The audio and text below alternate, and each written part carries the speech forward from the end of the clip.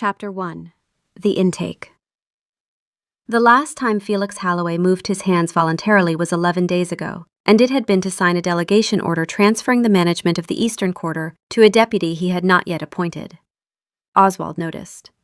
Oswald noticed everything. 400 years of noticing was, at this point, less a skill than a medical condition. "You've been sitting in that chair for 6 hours, Oswald said from the doorway. "I am resting." "You don't sleep."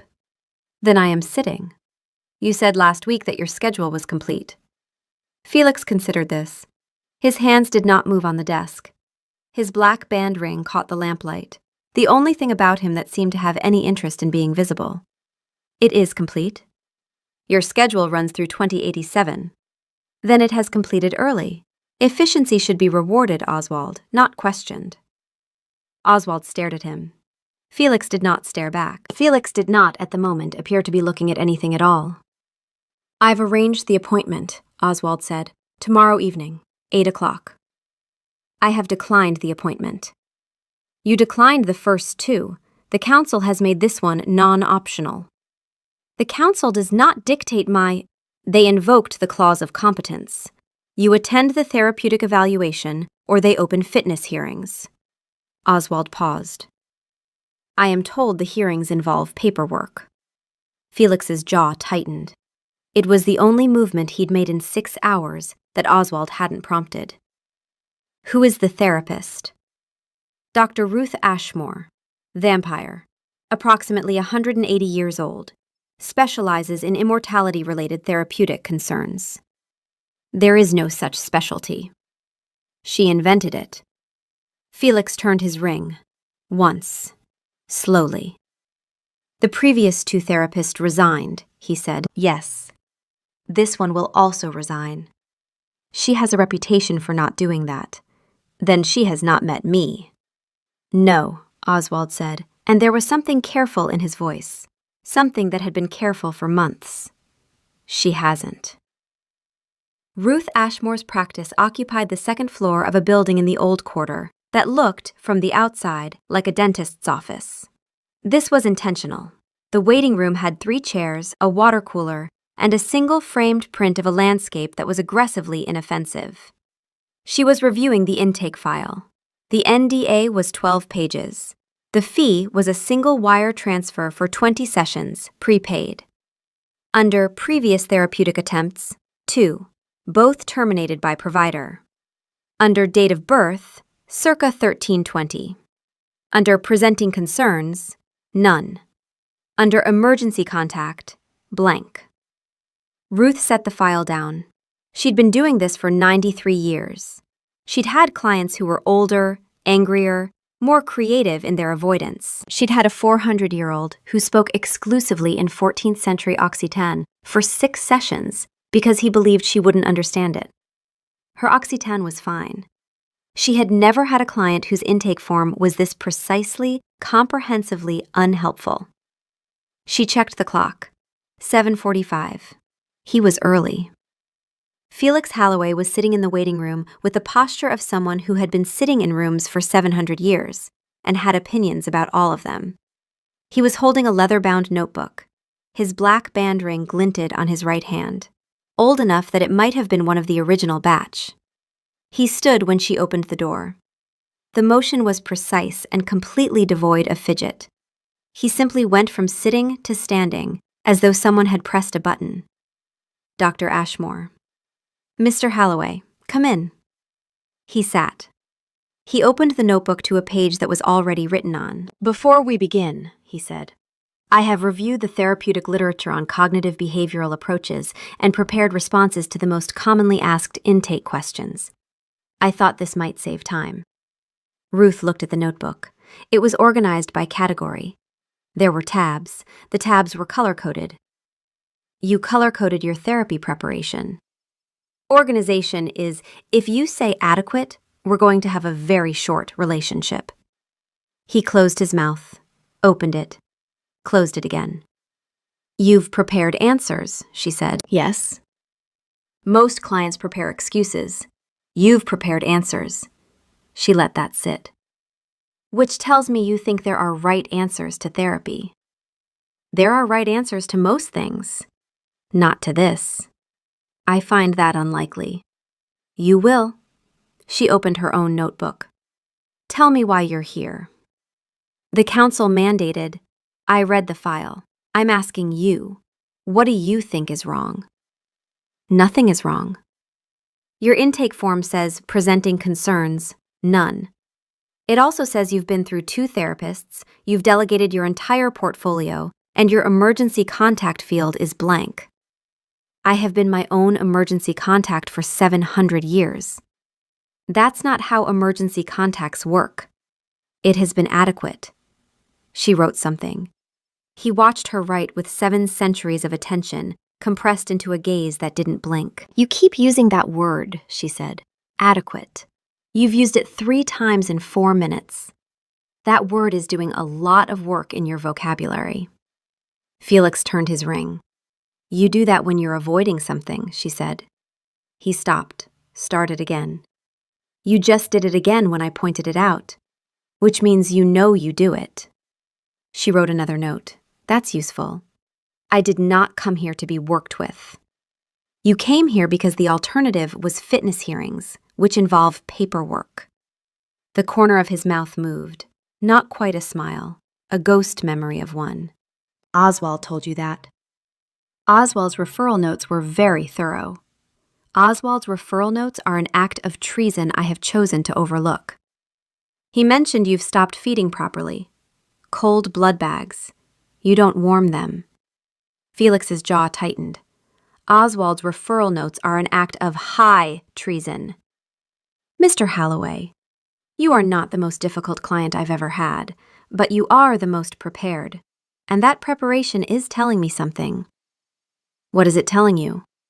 That you think therapy is a problem to be solved, that if you prepare well enough, you can complete the process without it ever actually touching you. She paused. I had a client once, 400 years old, who spent 6 sessions speaking exclusively in 14th century Occitan because he believed I wouldn't understand it. Did you?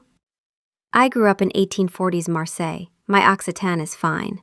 She leaned back. He was also trying to solve therapy without being touched by it. He ran out of Occitan before I ran out of patience. You will run out of categories before I run out of questions. That seems unlikely. You've known me for 20 minutes. I've been doing this for 93 years. I have more questions than you have categories. He regarded her. The quality of his attention shifted. Still total, still unblinking, but recalibrated, as though he had upgraded his assessment of the opponent. This is not a negotiation, she said, reading the recalibration. There is no counterparty. There is only you, in a chair, being honest. I am being honest. You haven't blinked in 4 minutes. I'm going to need you to blink. He blinked. It was deliberate, mechanical, and approximately 200 years too late to pass as natural. Last question for tonight. Why do you think the last 2 therapists quit? The managed mode settled like a mask. They found the work insufficient. No. Why do you think they quit? Nothing came out. It was the first honest thing he'd done since he sat down. That's interesting, she said. We'll start there next time. Oswald was reorganizing the glove compartment for the 3rd time. Felix got in. How did it go? She is direct. Good. Did she ask you anything difficult? She asked why the previous therapists resigned. I did not have an answer. He looked at his hands. She also told me to blink. Were you not blinking? Apparently not. For how long? She said 4 minutes. Oswald adjusted the rearview mirror.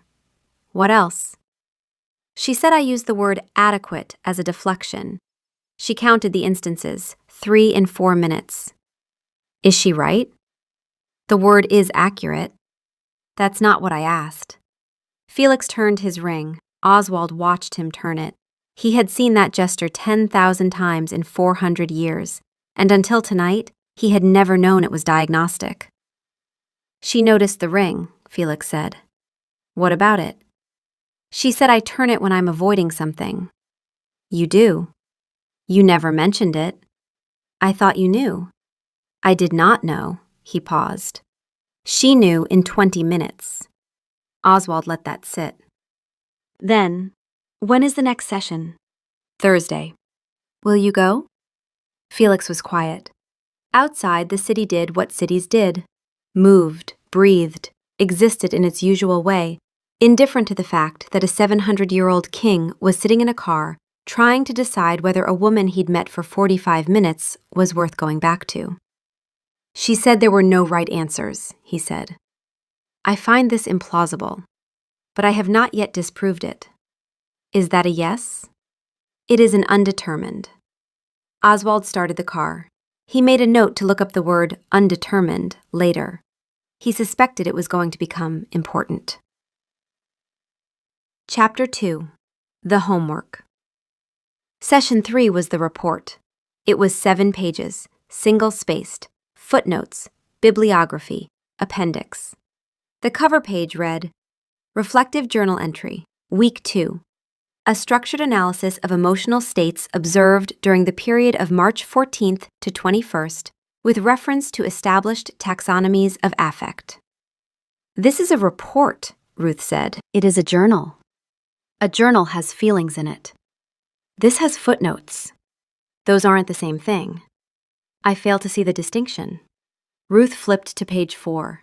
There was a pie chart, one color, labeled adequate. Your entire emotional pie chart is one color. Yes. And that color is adequate. It seemed the most accurate. There's also an appendix. Appendix A contains a glossary of therapeutic terminology I encountered during my research. I noticed several of your intake questions use terms with multiple clinical definitions, and I wanted to ensure we were operating from the same Felix framework. You wrote a glossary for your therapist. Precision prevents miscommunication. She set the report down. I asked you to write about a moment this week when you felt something unexpected. You gave me a comparative analysis with a bibliography that cites 3 sources from the 1400s. The Gutenberg Press was a significant development in... We're not talking about the Gutenberg Press. You asked about my experience this week. I experienced the Gutenberg Press. In the 1400s. The memory of it. Yes, I was in Mainz. The ink smelled of linseed. The assignment was about this week. He turned his ring, once, slowly. This week was adequate. Ruth wrote a single word in her notebook and underlined it twice. Session 3.5. Tell me about your day, Ruth said. Not a report, not an analysis, just what happened, like you're telling a friend. The silence that followed was 700 years wide. I do not do that. Talk to friends? I have colleagues. I have subordinates. I have a chief of staff who leaves books on my desk with highlighted passages and then pretends he hasn't. But not friends. Friendship requires... He stopped, started again. Friendship is an investment of... He stopped again. You can't finish that sentence because you were about to describe friendship as a transaction. I was going to say time. No, you weren't. I might have been. You were going to say resources or strategic alignment. I've seen your intake form. You described your relationship to your court as operational. It is operational. Your chief of staff buys self-help books and highlights passages for you. That's not operational. That's friendship. Felix's ring turned. Oswald is performing his duties. Oswald is worried about you. Those are different things. They are the same thing performed by the same person. They are not the same thing. One is a job, the other is someone who cares about you. Do you know the difference? He didn't answer. That's not a rhetorical question. I understand the conceptual difference, but not the felt difference. I don't... He stopped. His ring went still. No, I don't know the felt difference. Okay, she said, more gently. That's honest. I would prefer to be useful without being honest. I know. That's the problem. Session 4. The Feelings Wheel. She'd given him a printout, emotions organized in a circle, primary in the center, secondary in the next ring, tertiary at the edges, standard clinical tool. He returned it with annotations. You've graded my feelings wheel, Ruth said. I have offered corrections. Nostalgia is filed under joy. It is not joy. It is loss wearing a pleasant hat. A pleasant hat. Furthermore, the wheel does not account for any emotional state that develops over a period longer than a human lifetime. Where is the specific weariness of attending the same political argument for 4 centuries? That's not on the wheel because I have prepared an alternative. He handed her a sheet, 3 sections: adequate, inadequate, undetermined. Undetermined is not an emotion, Felix. It is the most honest thing on the wheel. You hand-drew a feelings wheel with 3 emotions and brought it to therapy. That required choosing to spend time on something. He turned his ring. Which section would you put this conversation in? He looked at her for a long time. Undetermined. Good. We're coming back to this. I would prefer that we did not. Noted. Declined. Between sessions 4 and 5, Oswald noticed things. First, the microwave. It had not been used in 9 years. Felix consumed blood bags cold, directly from the refrigerator, the way a person might eat a granola bar they required for continued biological function but did not enjoy. Ruth had told him to feed properly, that cold bags were the equivalent of eating nothing but crackers. Oswald stood in the kitchen doorway and watched Felix remove a blood bag from the microwave, test the temperature against the inside of his wrist, and pour it into a glass. Are you warming blood bags? The temperature was affecting the nutritional content. The temperature has never affected the nutritional. Oswald. It is a well-established fact that Oswald looked at the glass, at Felix, at the microwave. Of course, the temperature. He wrote in his journal, warmed blood. Someone told him to take care of himself, and he listened. Second, Oswald noticed Felix getting dressed for session 5. The same dark jacket, but he brushed the shoulders, checked the cuffs, polished the black band ring with his thumb. You're polishing your ring, Oswald said. It was tarnished. It has not been tarnished in 400 years. Then it was overdue.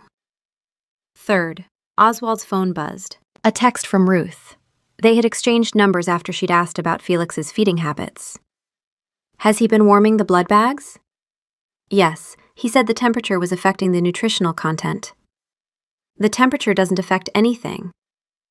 I am aware. He knows I'm aware. He warmed it anyway. A long pause, then, good. Then, how does he seem? Oswald looked at the kitchen, where Felix was reading the back of the blood bag label with the focused attention of a man who was rediscovering that labels existed. He's reading the ingredients on the blood bag, Oswald typed. He has not read anything in 11 months. Before this, it was 14 meta-analyses on CBT. Before the meta-analyses, it was her published papers. He read my papers? All of them. He has notes. A very long pause. Tell him not to bring the notes to session 5. I believe he has already laminated them. Session 5. She'd assigned homework. Notice one thing this week that catches your attention. Felix handed her a single sheet. She read it. It was an observational report, detailed, precise. It described the specific rhythm of her pen tapping during sessions. 3 quick taps, followed by a pause, repeated when she was formulating a question. 2 slow taps when she was considering his answer. 1 single tap when she'd caught him deflecting. This is about me, Ruth said. You asked me to notice something that caught my attention. I meant something in your life. You are in my life. You are in it every Tuesday and Thursday at 8 o'clock. You tap your pen in 3 distinct patterns. You push your hair behind your ear with your left hand, always the left. You have a book on your shelf, Montaigne's Essays, in a translation that contains 37 errors in the first 4 chapters. Ruth set the paper down. I read the original, he said. In 1672. I have brought the correct translation. This is not a gift, it is a correction.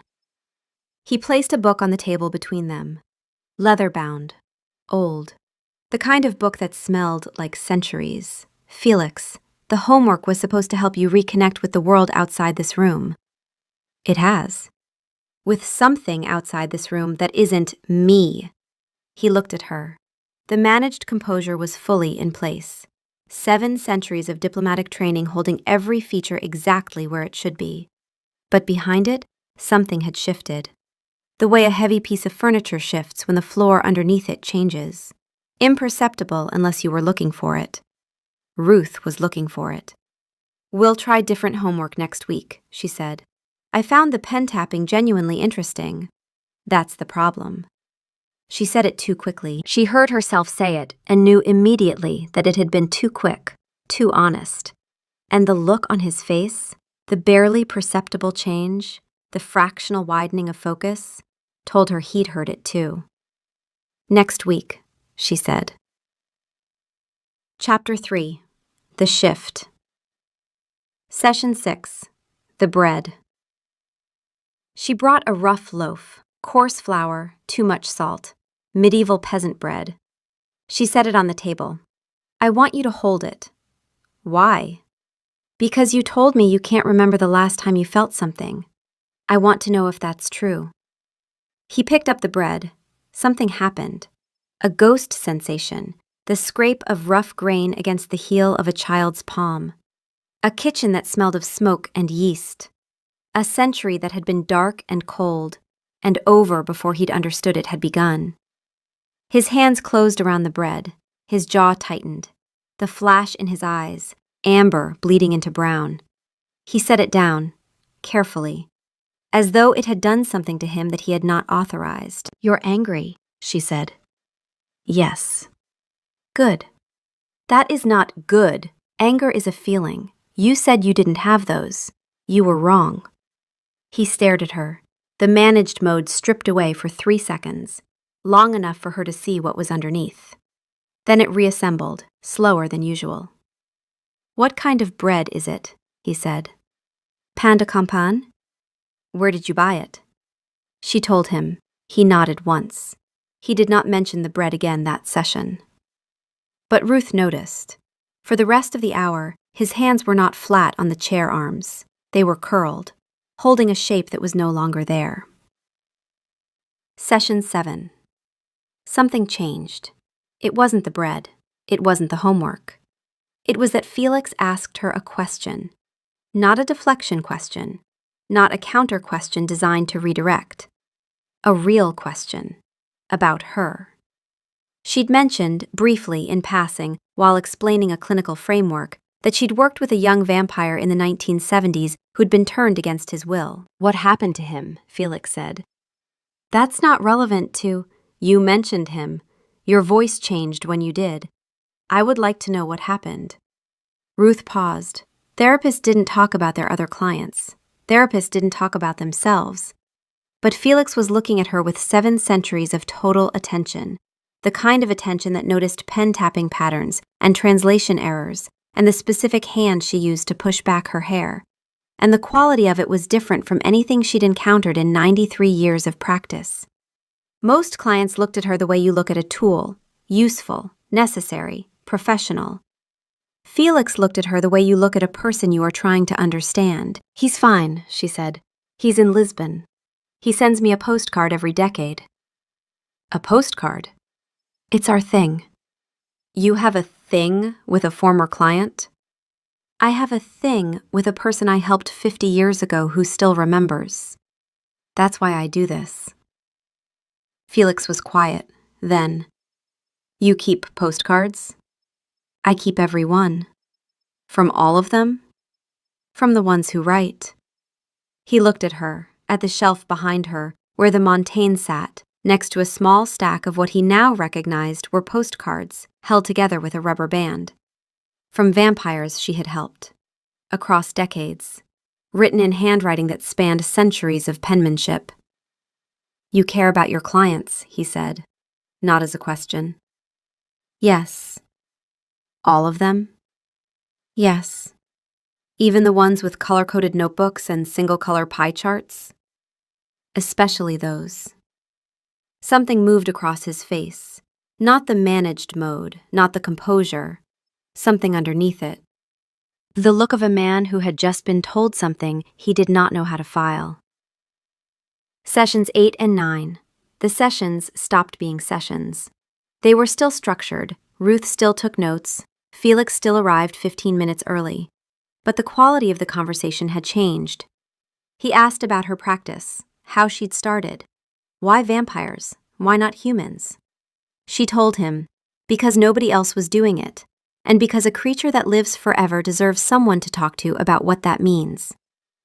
He asked about her human life. She'd been a nurse, 1840s, turned by a woman named Theodora who had fitted the first black band ring on her finger 3 days later and said, "The sun is yours. Don't waste it." "Theodora is still alive?" Felix asked. "She sends me a postcard every decade." "What does she write?" The last one said, "Still wasting the sun? Love, T." It was from Lisbon. "You keep it." "I keep all of them. 30 postcards. 170 years of someone checking in." "That's a long time to check in." "That's what it means to care about someone, Felix. You don't stop because it's been long enough." He was very still. Not the ancient stillness, the listening stillness. The stillness of a man who was filing something important in a place he could find it later. Session 9. He brought the notes. "Your 2019 paper on immortality-related existential fatigue was methodologically rigorous," he said. "Your sample size was, however, inadequate."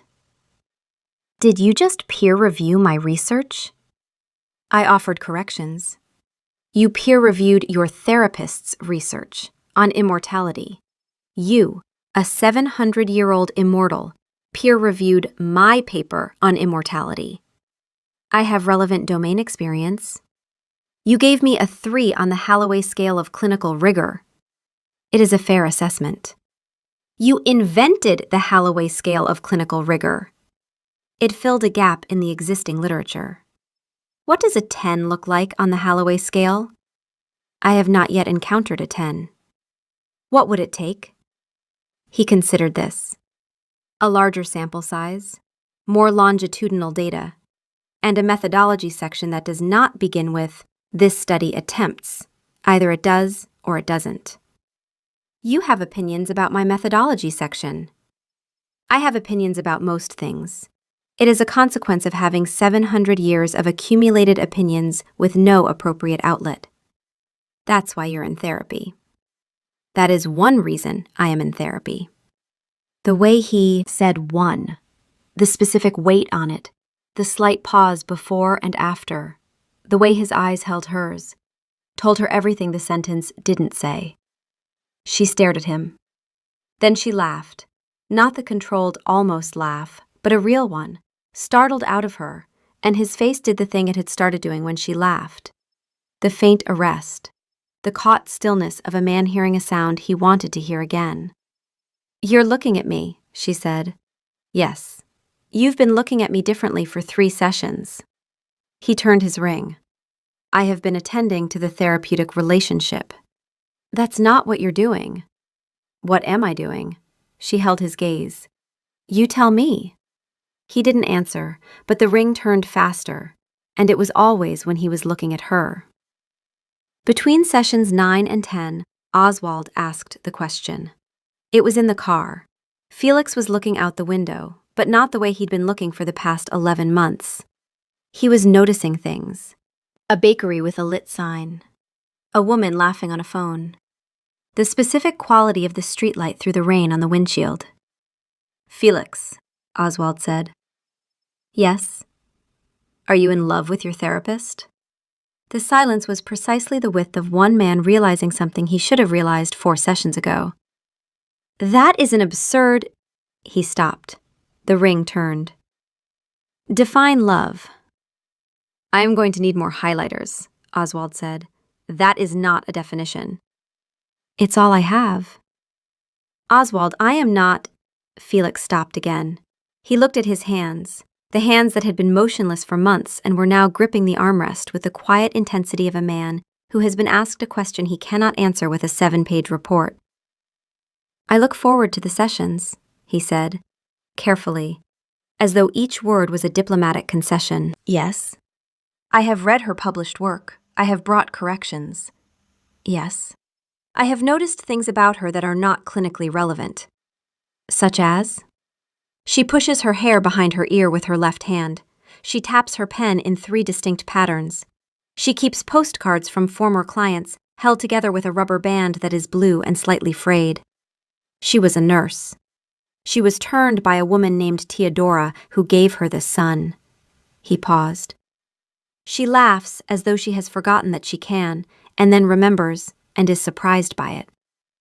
Felix, I have been alive for 700 years, and I cannot recall the last time I looked forward to something. Oswald pulled the car over. He did not trust himself to drive and have this conversation at the same time.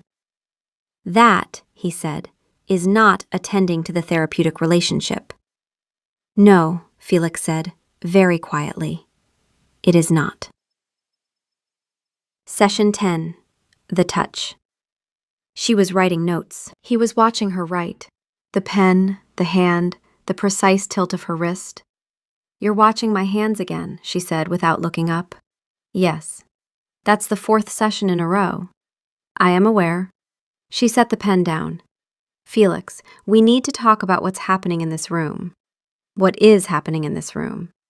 You're arriving earlier. You're bringing me things, books, corrections, annotations on my own research. You're asking about my life. You remember everything I've said. She stopped. You're engaging, which is what I wanted. But the way you're engaging is not therapeutic. Not entirely. He looked at her. The managed mode was there. Faint, structural, the scaffolding of 7 centuries. But it was transparent now. She could see through it to the man underneath, and the man underneath was not sitting in a therapy chair. He was sitting across from a woman he had been studying with, the total attention of a creature that had stopped studying anything and had started again because of her. I have not been touched voluntarily in 47 years, he said. She went still. That is not a bid for sympathy. It is a clinical observation. You ask me to notice things. I have noticed that when your hand is near mine, when you take a paper from me, when you pass the pen, when your fingers brush the edge of the book I bring, I notice. I notice in a way I have not noticed anything in a very long time. Felix, I am not asking you to touch me. I am telling you that the noticing is significant. The room was very quiet. 2 vampires, neither breathing, neither needing to, and the silence between them was not the dead silence of a creature who had stopped caring. It was the alive silence of 2 people on the edge of something they both knew they should not name. Ruth reached across the table. She placed her hand on top of his. His skin was cold, the same temperature as hers, both of them the same species of still. But the contact was warm in a way that had nothing to do with temperature. His ring pressed against her palm. He didn't move. Not the ancient predator stillness, a different kind. The stillness of a man who was afraid that if he moved, this would stop. 47 years, she said. Yes. That's too long. It was adequate. No. Her voice was not entirely steady. It wasn't. She held his hand for 10 seconds. 15. Then she withdrew, gently. The professional boundary reassembling like a wall being rebuilt 1 brick at a time, while both architects knew it was going to come down again. Same time Thursday, she said. Yes, he said. And for the first time in 700 years, the word sounded like a promise. The session 11, Thursday, 8 p.m. Felix arrived 15 minutes early. He did not bring the notebook. He did not bring a book or a correction or an annotated feelings wheel. He sat in the waiting room with his hands on his knees and his ring catching the light, and an expression that Oswald, watching from the car, could not categorize with any of the therapeutic vocabulary he had acquired over 3 months of desperate reading. Ruth opened the door. She saw his face. Something in her clinical training registered a warning. Not danger, not crisis. Something else. Something that looked like a man who had arrived at a conclusion and was not yet sure what to do with it. "Come in," she said. He sat. She sat. She opened her notebook. "Before we start, how was the homework this week?" "I did not do the homework." She looked up. In 11 sessions, he had never not done the homework. He had done it wrong, the 7-page report, the annotated feelings wheel, the observational study of her pen, but he had always done it. "Why not?" "Because the homework was to identify one thing I wanted that was not on my schedule." He paused. "I identified it in session 5. I have been identifying it every session since. The homework is complete.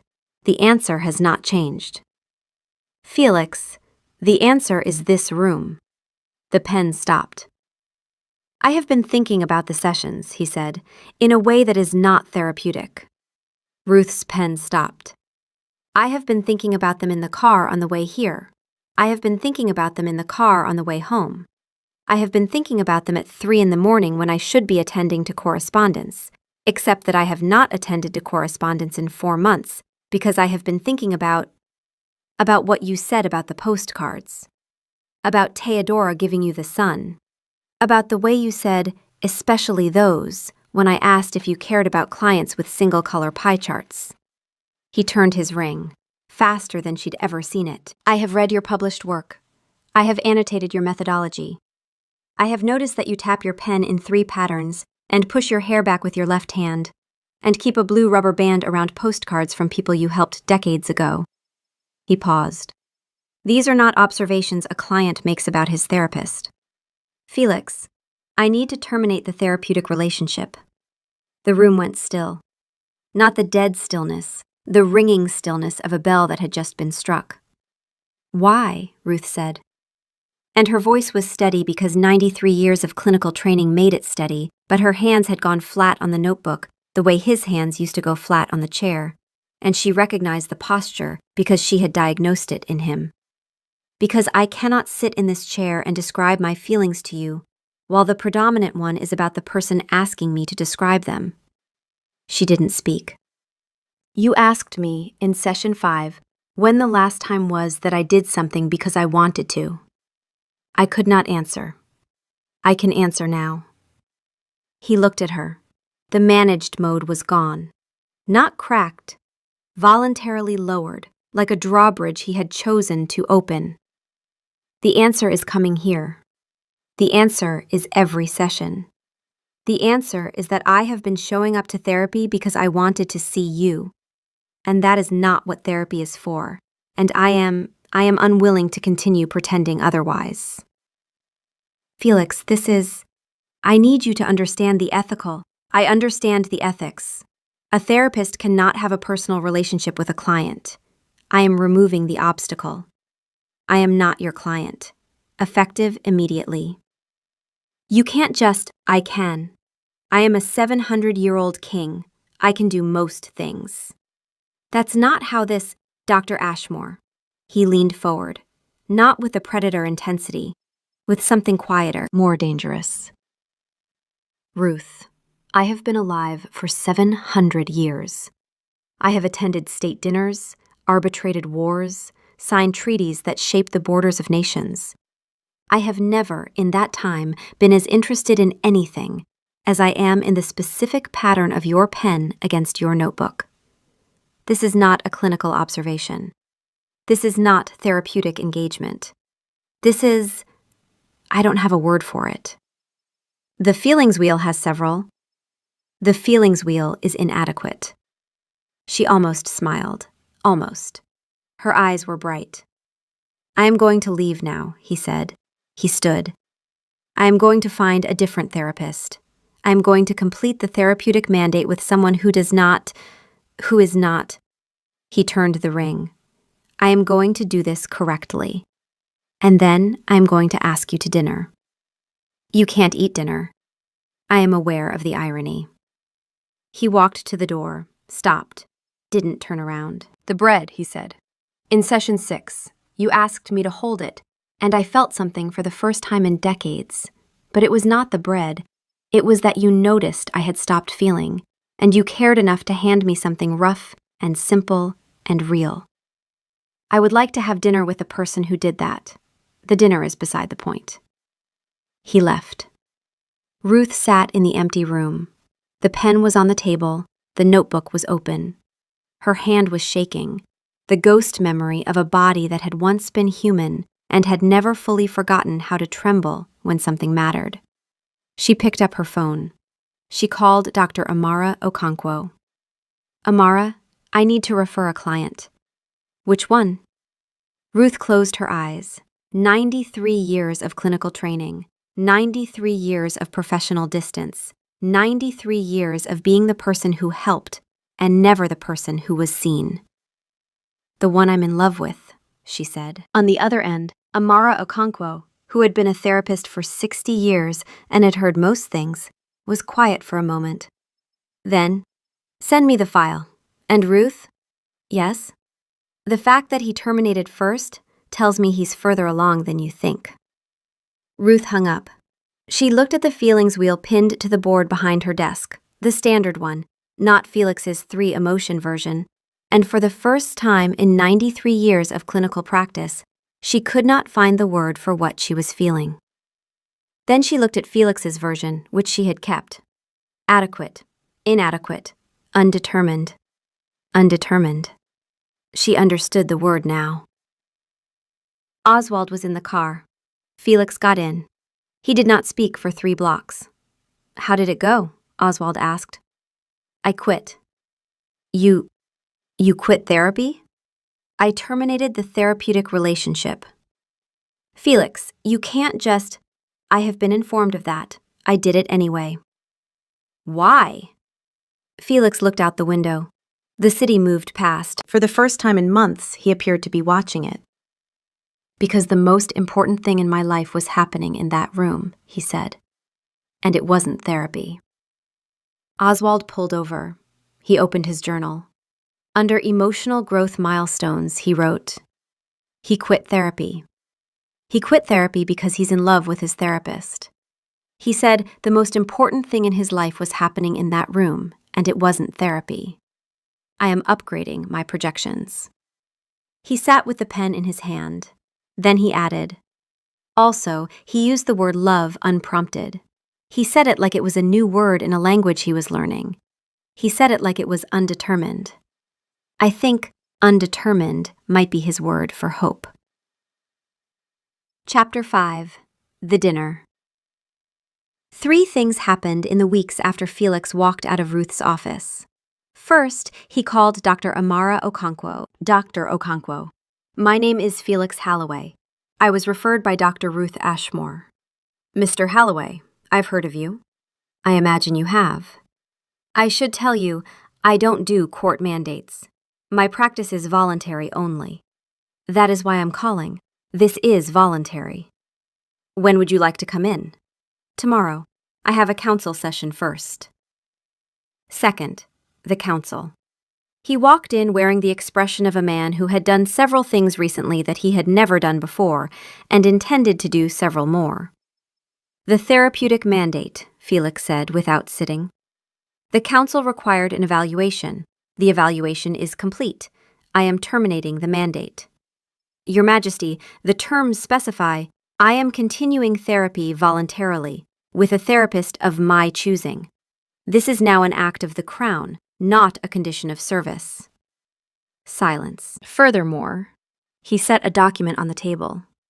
I am establishing a formal precedent. Therapeutic privilege. No council, no court body, no political authority within my jurisdiction may access, surveil, or interfere with the therapeutic relationship of any vampire. The therapeutic process is sovereign. It belongs to the individual. On what grounds? On the grounds that I attended therapy and it worked. and every vampire in this court should have the same right, without it being a mandate or a condition or a political instrument. He paused. I am naming it the Ashmore provision. After your therapist. After the woman who told me adequate was not a feeling. I believe she was correct. He slid the document to the counsel chair. Objections may be filed through standard procedural channels. The forms are extensive. I am told they involve paperwork. He turned to leave. Oswald fell into step beside him. In the corridor, the Ashmore provision, Oswald said. Yes. You named a legal precedent after her. It seemed appropriate. Is this a grand gesture? It is a policy decision based on sound therapeutic principles. Is it also a grand gesture? Felix walked 3 more steps. It is not a grand gesture. Felix. Yes. That's a feeling. If you call it a feeling, I am demoting you. It's a feeling. You are demoted. I am not demoted.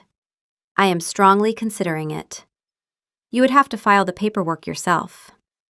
Felix looked at him, and then, for the first time in longer than Oswald could measure, the corner of Felix's mouth moved. Not the ghost memory, an actual smile. Small, reluctant, real. That, Oswald said quietly, is going on the chart. Third, 3 weeks later. He asked Oswald to drive him to Ruth's practice, after hours. Oswald pulled up to the building, looked at Felix in the rearview mirror. Felix was holding a single piece of paper and wearing an expression that Oswald had never seen on him in 400 years. It was, if Oswald had to file it under the feelings wheel categories he had spent months studying, somewhere between determined and terrified. Do you want me to wait? Yes. What if she says no? I have prepared counter-arguments. What if she says yes? Felix considered this. I have not prepared for that. You prepared counter-arguments but not a plan for success? Success seemed presumptuous. Oswald looked at him in the mirror. Felix, you are a 700-year-old king who has just named a law after this woman. You resolved Marchetti in a car. You created a feelings wheel with 3 emotions. You warmed a blood bag for the first time in 9 years because she told you to take care of yourself. Your point? Go inside. Ruth's practice. The waiting room was dark. 3 chairs, the water cooler, the landscape print. The light was off. She was finishing notes. Her pen moved in the handwriting of a woman who had spent 93 years being clinical and was tired of being clinical about the one thing that was not. The door opened. She heard the absence first. The particular quality of silence that filled a room when Felix was in it. A chair creaked. She came out. He was in the same chair, 15 minutes early for an appointment that didn't exist. His fingers were tapping a quiet rhythm on the armrest. He was holding a single sheet of paper. He stood. I have a different therapist, he said. Dr. Okonkwo. She is very good. I am using the word correctly this time. I know, she called me. I am not your client. No. The Ashmore provision was published in the Court Gazette. Oswald made sure you received a copy. You named a legal precedent after me. It seemed appropriate. It's a law, Felix. Technically a self-executing precedent. You wrote a law about therapy and named it after your former therapist. The distinction is important. He turned the ring, slowly. I would like to take you to dinner. You can't eat dinner. I am aware of the irony. You're asking me on a date. I am asking you on a date. You quit therapy 3 weeks ago. You quit therapy and then you named a law after me, and now you're asking me on a date? When you list the sequence, it sounds like you, Felix. It sounds exactly like you. He looked at her. She was leaning against the doorframe with her arms crossed and her pen still in her hand. and the specific expression he had cataloged across 11 sessions. The one where her clinical precision was fighting with something warmer, and the warm thing was winning. Dr. Okonkwo said I should ask you to dinner, he said.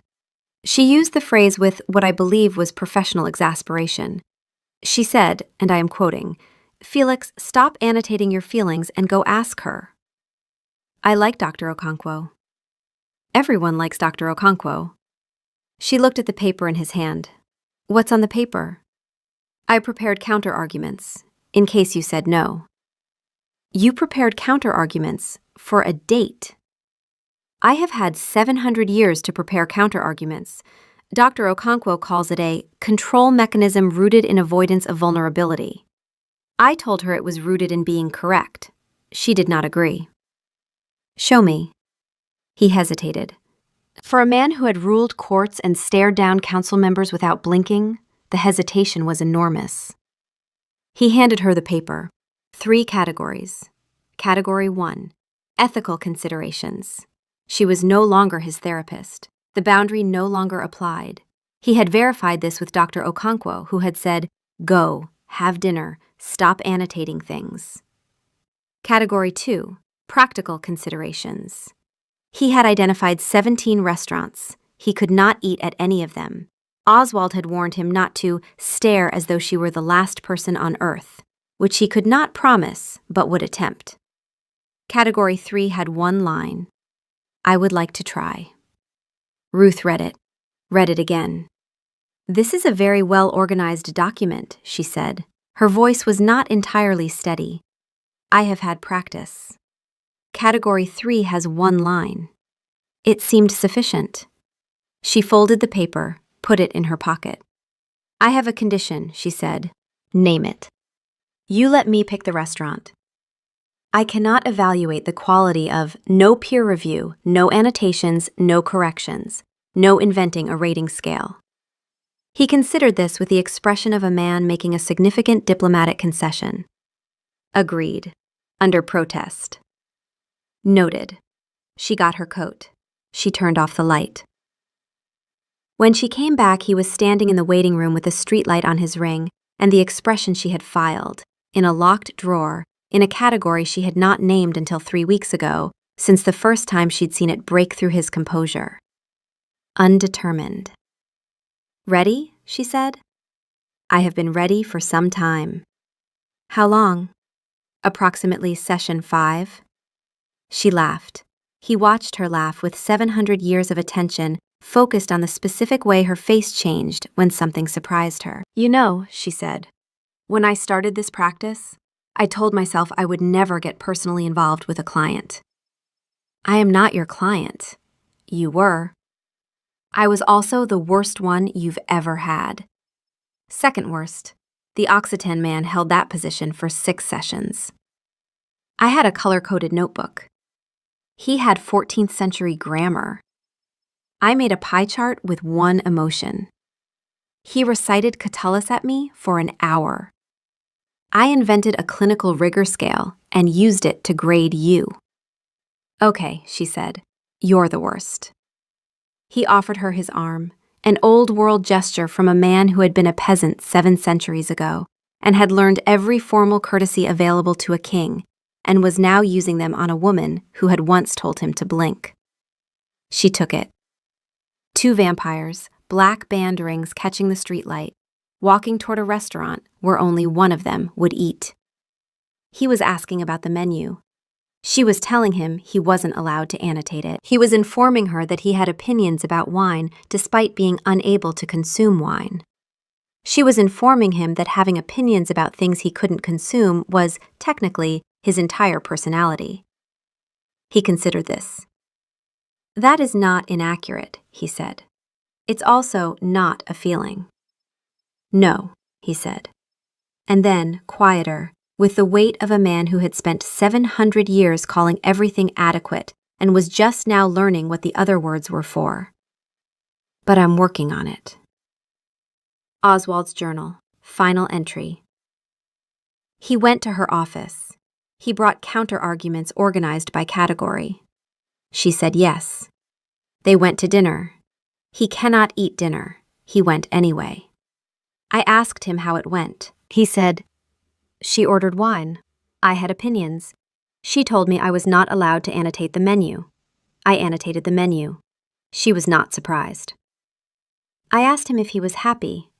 He considered the question for a very long time. "Undetermined," he said, but he was smiling when he said it.